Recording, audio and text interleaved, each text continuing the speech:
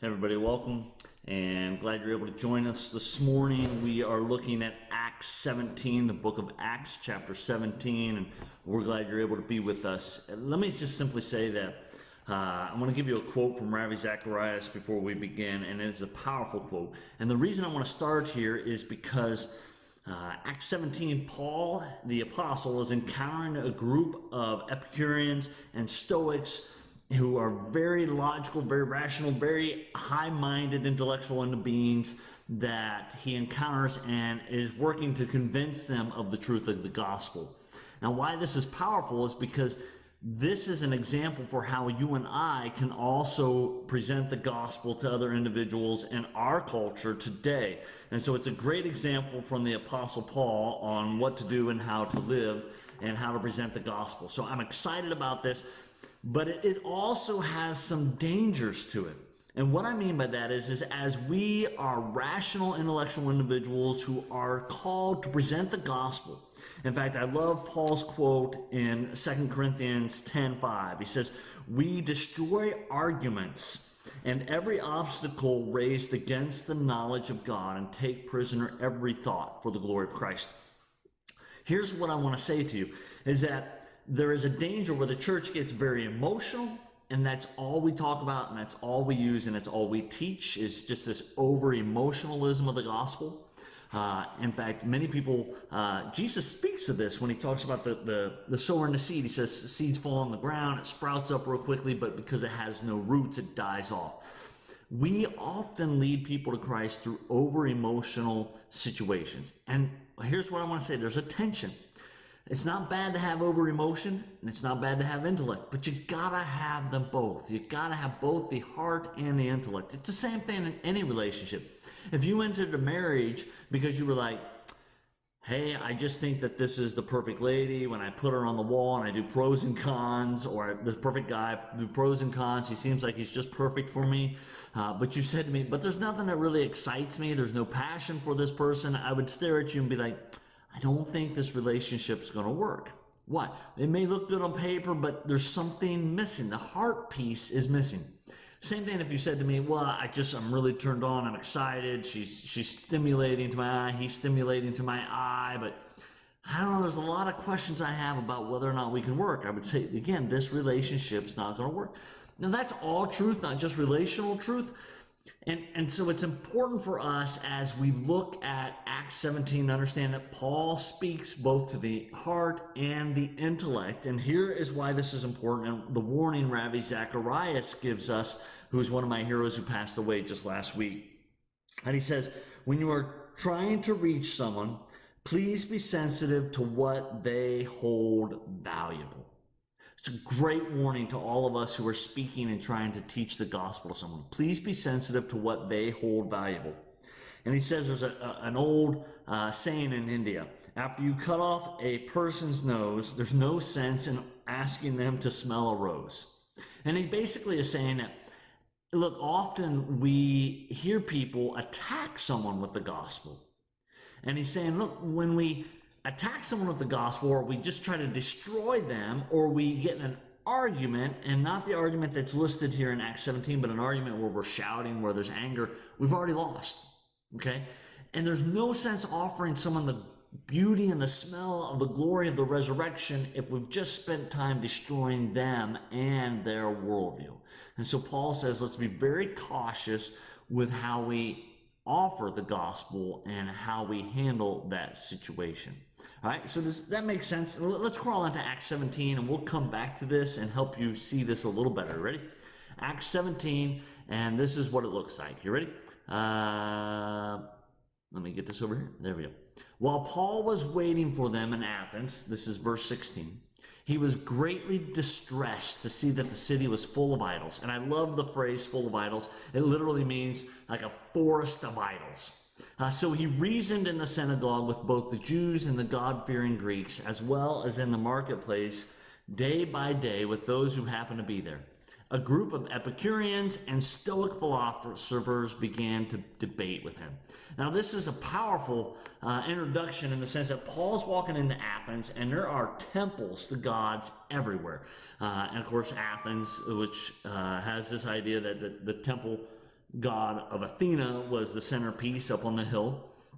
But there are literally temples everywhere. So Paul walks into Athens. He's waiting for Timothy and Barnabas to get to him, and he's just hanging out.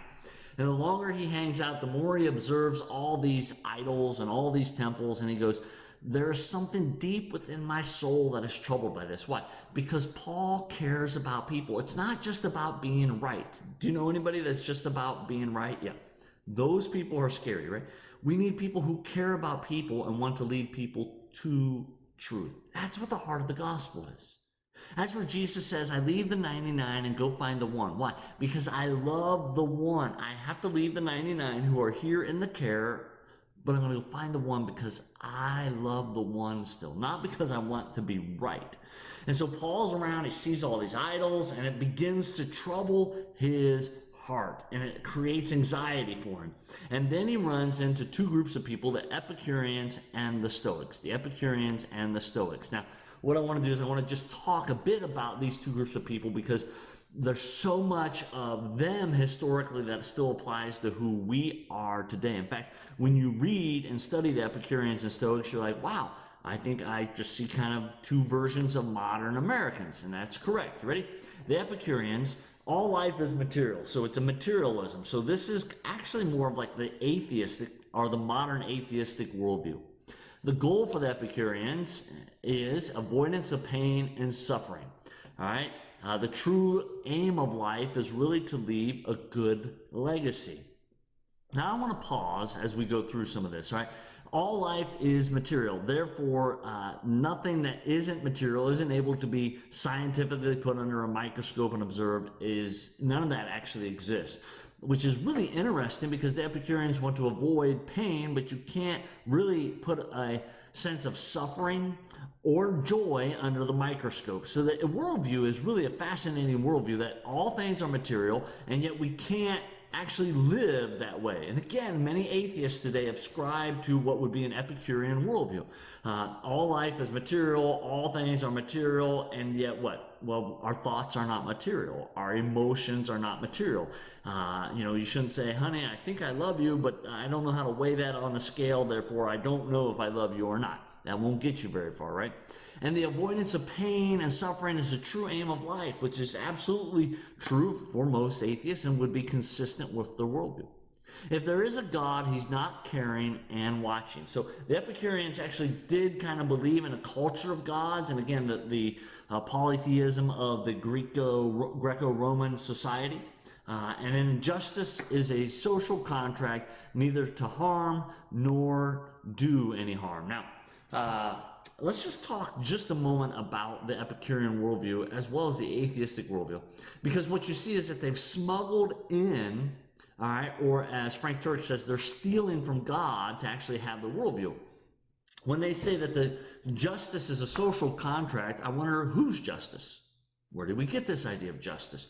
What's right and wrong? You can't have an objective morality meaning that somebody outside of our opinion, somebody beyond what the government says. You can't have an objective morality, somebody who is above all of us, claiming there's a right and wrong, if there is no God. But atheists, as well as the Epicureans, are always smuggling in objective morality to make their case and point.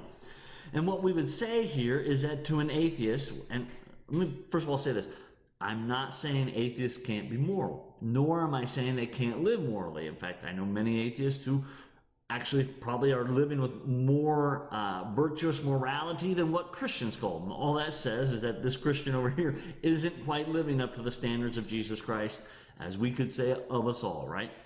But what I am saying is that when an atheist makes a case for morality, they're actually stealing from God to make that case. They're borrowing concepts from the Christian worldview in order to make that case. So when the Epicureans would say, our goal is to do no harm, well, who determines what harm is? And again, an easy way to track this back down is to just simply grab onto the Nazi concepts Mein Kampf and from Hitler. Well, Hitler and the Nazis, while they would say we were doing maybe harm, you would say that it was actually for the good of culture, and we were following what? A materialistic worldview, which actually is a kind of survival of the fittest Darwinian worldview. And so whose standards of do no harm are we living in? For the Nazis, they were doing no harm by promoting what? A materialistic worldview that said survival of the fittest is what's proper and what we want. And they were doing no harm because what? They were actually promoting the good of humanity. And so if do no harm is, well, what's good for humanity, then the Nazis were actually doing what they thought was good for humanity. And ultimately, if you're going to live into an atheistic worldview, you can't say that they were doing anything wrong. Why? Because their government, that group, believed what they were doing was right. And anytime you're going to object to that, as many, again, prominent atheists have admitted, we have no grounds to object to what the Nazis did based on our worldview. In order to object, we have to actually what? Steal from God, the Christian worldview, to make that objection. All right, the other thing is that if there is a God, he's not caring and watching. We're going to come back to that in just a moment when we talk about what creation reveals about who God is. Let's take a look at the Stoics for just a moment. The Stoics would say the goal of Stoicism is to live life in harmony with the cosmos and the logos, that which holds the universe together. All right. The deity is in all things. The deity is in all things. It's in all nature. All right. And virtue is the only good. Now, again, here's this concept of good and bad and virtue and what is virtuous and who determines what's good and bad and who determines what's virtuous and who gets to make up that rule.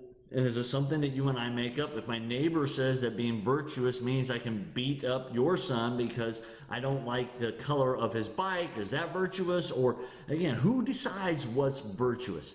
Again, it's a very interesting concept that we ultimately steal from God to make these claims. The Stoic says the rejection of pleasure and suffering as false judgment. All right, and so we want to reject most pleasures. We also want to reject most sufferings. What? They're not really happening. They're things that are false judgments because they're just natural life consequences. They're part of nature. And so when my rejection of them is me saying I need to flow with nature and understand this is part of what life is and how life works. And it's not really good or bad. God then is nature itself, as humans have a soul that is part of the universal soul. All right, so here we have this idea that God is in all things, that God is all things. And so when the Stoics would say when you die, your soul kind of returns to the ultimate energy force, ultimately to the reality, and very kind of a Hinduistic or Buddhistic thought here that your soul goes back into nature and continues to survive that way, but you no longer exist as you and I know it. And for the Epicureans, when you die, your atoms, everything's made out of atoms and material. It goes back into nature because atoms can't be destroyed or made. They just cease to exist in the way that they are and continue to exist in another form. So there's all kinds of interesting pieces of the Stoic and Epicurean worldview that are tied in to kind of American current culture and philosophy. On one side, the Americans would say, hey, we want to live virtuous, we want to say this is good, and that nature and God is in all things. In fact, this is kind of the foundation of the Wiccan worldview, that God is in all things and we worship Mother Earth, yada, yada, yada. The Epicureans, again, this is kind of the background of the atheistic worldview. In fact, many Epicureans at the time were accused of being atheists in the Greek society, which again was polytheistic. Now, you have all these things that Paul is speaking to, and they come into play. And there's so much more we could say about these worldviews, how they existed and how they still exist. But you can figure some of that out on your own because you're a very smart group of people. Why? Because you're listening to me right now, right? Yeah. That was me puffing up my own head, right?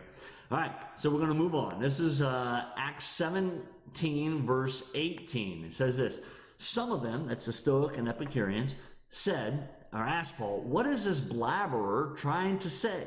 Others remarked, he seems to be advocating a foreign god. They said this because Paul was preaching what? The good news about the resurrection of Jesus Christ. Now, why would they say he's a blabberer? Well, actually what they're saying here is that he's went around, and it's kind of this idea that he went around and he took up scraps of wisdom from the marketplace. That's literally what it means, that he was seeking scraps of wisdom from the marketplace to have a worldview.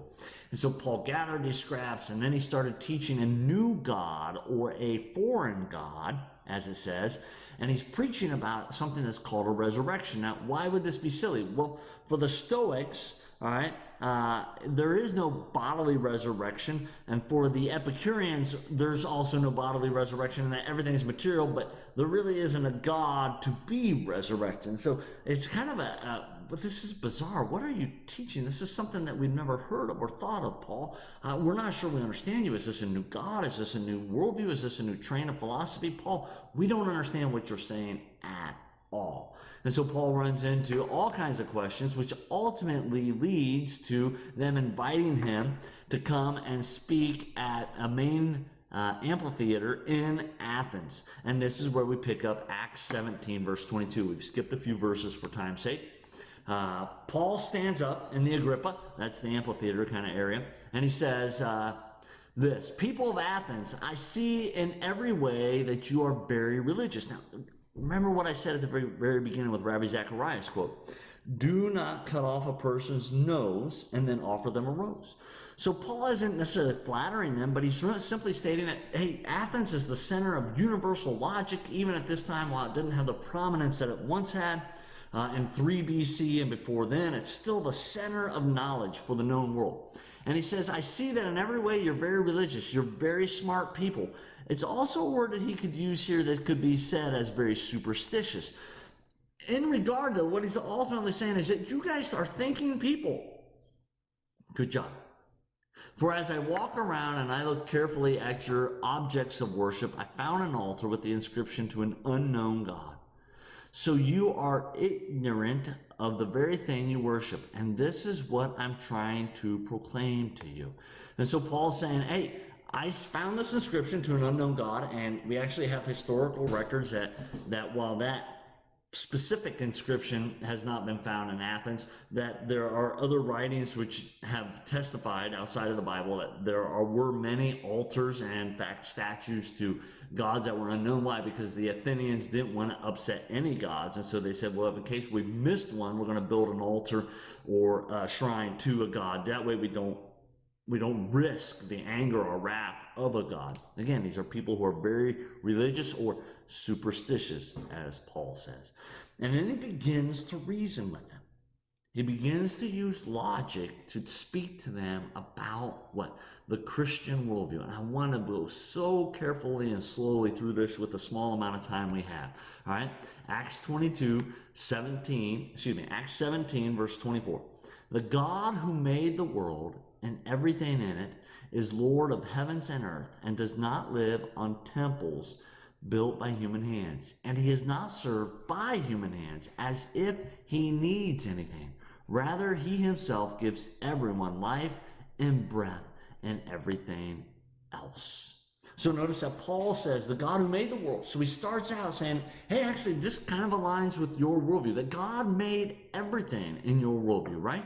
And everything that is in it. But notice that Paul all of a sudden begins to kind of move things out of that worldview and says, hey, there's some things that are a little different about what I'm offering and what I'm preaching and what you are actually living into. So what I want to do is I'm going to pause and actually move into some things that we know about God from creation, because that's where Paul starts. He starts with a common ground from both worldviews.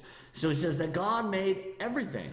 God made everything. Here's what we know about God. God is immaterial then. Why? Because if he is not immaterial, it means he's material, which would align with the Epicurean worldview, but you can't be part of the material universe and make the material universe. You have to be outside of it. You have to be above and beyond it. So what we know is that God is immaterial, because only something immaterial and outside the known world could actually make and create material and the known world. So Paul starts out with the God who made everything in it and is basically above All of it. He doesn't live in temples built by human hands. We also know that God is timeless. Why? Because before God created, there was no time. So God existed in a place where there was no time. And we know that because why? Because science has proven the Big Bang and the idea that everything had a beginning. So what existed before it had a beginning? Well, something that was outside of time. Therefore, God is also spaceless. So we know that God is immaterial, timeless, and spaceless. We know that God is extraordinarily powerful. Why? Because he made something out of nothing. We also know that God is intelligent. Why? Because of the order and precision that are in the universe. This is the cosmological and teleological argument for creation. And finally, that God is personal. Now, this is an interesting attack and a sly attack against the Epicurean worldview, in that, hey, only a personal God, all right, only something that has a choice to create. That's what we mean by a personal God. Only something that chooses to create, creates, right? There's nothing out there that's not personal that is creating stuff, right? Only something that is personal creates. And that you and I, if we sat down with a box of Legos, we could create. Why? Because we're personal, meaning that we would choose to create. But in the Epicurean worldview, nature created itself. But nothing that's not personal can choose to create. And so Paul starts out by claiming these very virtues and characteristics of the deity that he's proclaiming, saying that there's actually something bigger and more powerful. It's timeless, spaceless, immaterial, extraordinarily powerful, intelligent, personal. All these things about the deity Paul introduces as he begins to what? To reason with the Epicureans and the Stoics. Amazing how how Paul uses what they already stand on and says, let me take you to the next level. Let me take you to the next level. A personal God, all right, who's outside of time, non-material, and chooses to create. But who is God is really what Paul's answering. Because why? Because for the Epicureans and the Stoics, God can't be known, which again is a worldview concept that many people in our culture have, and we call that an agnostic worldview, meaning that there is a God, we just can't know him. But Paul's saying, no. You can know him. Let me introduce who he is. And Paul starts with what? An argument from creation. He goes on and says this: from one man he made all nations, that they should inhabit the whole earth. And he marked out their appointed times in history and the boundaries of their land. God did this so that they would seek him and perhaps reach out for him and find him, though he's not far away from any of us. So Paul introduces this concept that God actually created us, and then created us as people who would search for him. So God revealed enough of himself through creation, through the evidence that exists, that we would want him, that we would search for him. And then God did what? He appointed in history the boundaries of land and of rationale, all right, for us to what? To reach out to grab him. But we are not part of God. In essence, Paul's saying there's a God who made a plan, but he didn't abandon us. All right, and again, that goes against the Epicurean and Stoic worldview that if there is a God, he can't be known, and if there is a God, he's distant and all hands off, right? But Paul's saying that's not who God is. God made enough of himself known that what? That we would have free will to choose him, but also that we'd have free will to what? Reject him. Why? Because if God reveals himself completely, then he removes our free will to reject him, and that's not love. Love always gives you the option to say, you can walk away, you can reject me. All right? And so God did not abandon us to find our way in the cosmos. We're not on our own. All right? Paul goes on, last section here, and he says, verse 28, for in him we live and move and have our being. As some of your own poets have said, we are his offspring. Now again, this is brilliant. Paul actually goes back again, the whole idea, don't cut off your opponent's notes. He actually says, hey, your own poets, the people that you quote and live by, have said these things. See, they were almost there. They were on their way. They were tracking God. They were so close. Just take it the next step further, Paul says. He goes on and says this, therefore, since we are God's offspring, meaning that we are created in the image of God, we should not think that the divine being is like gold or silver or stone. He's not made by human design or skill. Why? We are created in the image of God. Verse 30, in the past, God overlooked such ignorance, but now he commands all people everywhere to repent. For he has set a day when he will judge the world with justice.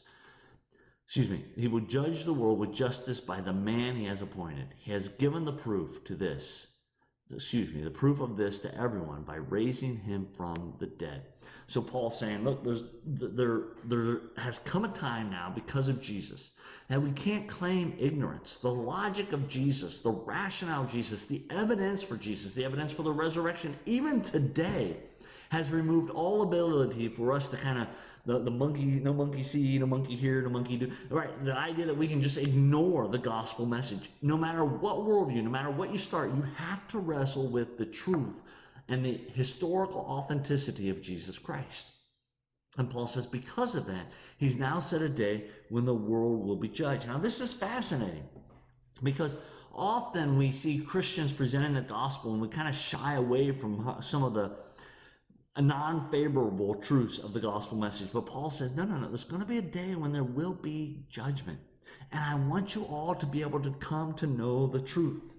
It's interesting. You should check out John 3:16 through like 20 right now. And the idea that, hey, the world hates the light. But Jesus says, I've come to the light as the light to reveal what is done in darkness. I have come to say to the world, hey, you should see what is done in darkness. Now I will reveal it, and I will actually come in judgment. You see, this part of this worldview that we have hippie Jesus and we've removed the judgment of Jesus. We remove the reality that there is truth. In fact, what could be argued here is that we become so afraid of what? We become so afraid of saying that I'm intolerant. That's our culture catchphrase. You're just intolerant. You're just intolerant. I can't believe you believe it. You think that there's a truth that exists. You're so intolerant. And again, our culture has embraced this as kind of a new idol. That tolerance is a new idol, but it's not biblical tolerance where we say you can believe something different. But the current culture's word for tolerance actually says you must embrace what I say and celebrate my worldview. That's not true. It's just an abstract skewing of what the biblical worldview actually brought about, which is you're free to reject God. That doesn't make what you say or believe true. God is still true. And so Paul is not tolerant of what? The false idols. He's not tolerant of the false truth. He's not tolerant of the false truth, nor is he tolerant of people who are going to hell because of false teachings. And so Paul introduces, hey, there's a Jesus Christ, and he speaks of the resurrection, a historical bodily resurrection, and he speaks of it as a fact. In fact, what we don't have is some of the speeches where Paul gave the evidence for the resurrection, which would have been absolutely fascinating to still have, and I wish Luke would have brought those in.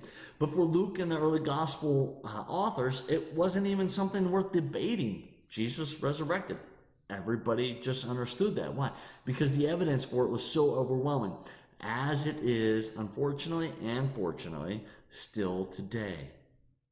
You can't object to Christianity or to Jesus Christ on an intellectual basis.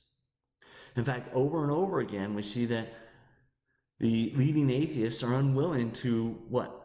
Actually have a debate with the leading Christians. Why? Because they know that there is no intellectual grounds for standing against Christianity. But there is emotional grounds. This is why Frank Turek often says, if Christianity were true, would you become a Christian? And he says he's amazed as he goes around the college campuses how many people actually who are claiming to be the intellectual side with atheism actually say, no, I wouldn't. And he goes, but aren't you the intellectual group? And so if there was a truth, wouldn't you jump in and follow it? But the reality of it is very few people reject Christianity because of the intellectual obstacles. They object Christianity because of the moral obstacles. I don't really want God to be king of my life. I don't want God's morality to rule my life. I want to be king, which ultimately and strangely was the first rejection in the Garden of Eden. I want to make up my own decisions and know right and wrong. I want to be king of my life. The story comes full circle. So let's pause. What are 3 takeaways from this? Well, number one, when we reason with someone about Jesus Christ, we should be people who are intellectually secure and studied and equipped with the gospel message. Too many Christians over the past 50, 60 years have just kind of given away to an over-emotional Christianity and not the intellectual Christianity. Again, you've got to have them both. In fact, just today I saw an article with the lead singer from Hawk Nelson, a band that my kids have followed that I've appreciated in the past, where he said he's not sure he believes in God anymore. And then he said, well, at least not the God that I grew up knowing.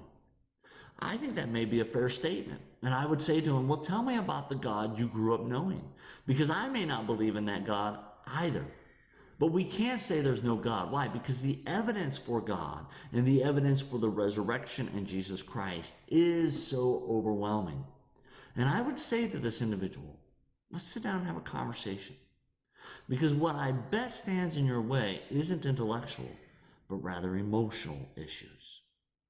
Number 2 thing that we could grab on and take from this is that as we wrestle with people today, and I say wrestle as we argue from the biblical word, meaning we reason with them, we don't need to attack them. And again, remember, if you get angry, we've already lost. And so there's 3 questions that Greg Koukl taught us in his book Tactics, and I like to use these 3 questions when I'm talking with people, and I like to use them in a sense that I'm going to speak to you the 3 questions, but you got to kind of tailor them to the conversation. The first question is, what do you mean by that? So when someone presents to me a different worldview or a different view of God, I want to make sure we're on the same page. What do you mean by that? Second, how did you come to that conclusion? Like, what is the evidence for what you believe? Here's what I found out. Now, most people have a skewed view of God or a skewed worldview that's not in alignment with truth, that they really don't know how they got to. Why? Because they got to it not through intellectual means, but through emotional means, and because we don't really fear death and we don't really deal with our own mortality. We just say, I'll think about it one day. I'm just living for what? My own happiness right now. And so when I ask, well, how did you come to that?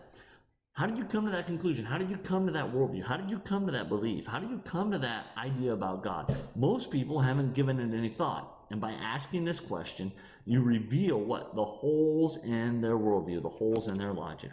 And finally, have you ever considered as a different concept, a different worldview, a different a place that you might land if there is truth behind the story of Jesus Christ? And finally, I would say this to you. There is nothing greater than being able to sit at the foot of our Father, who is both intellectual and emotional. Today, I read a Facebook post from a family that I care for deeply, and they were remarking about their son who died several years ago of cancer. In fact, he is one of the couple inspirations that I had for writing the book, The C in Christmas is Bigger Than the C in Cancer. And I would say to that family, as they posted on Facebook, I would say to them with all the love in my heart, thank you for your post. Thank you for believing in a loving God and holding on to the promise of the family reunion.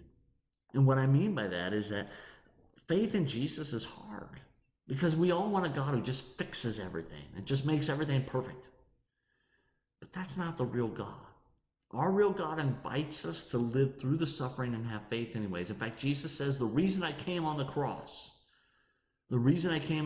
wasn't to save you from suffering, but to save you from sin.